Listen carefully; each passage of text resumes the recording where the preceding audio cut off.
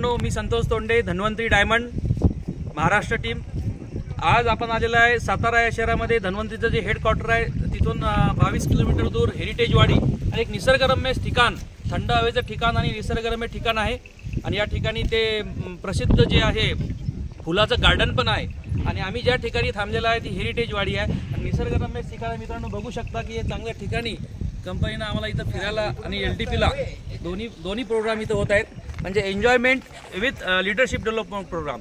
तर अशा दोन्ही गोष्टी इथं आहेत आणि खूप चांगलं वातावरण आहे। बघू शकता की हे पूर्ण निसर्गरम्य वातावरण, या ठिकाणी पूर्ण धरण वगैरे आहे।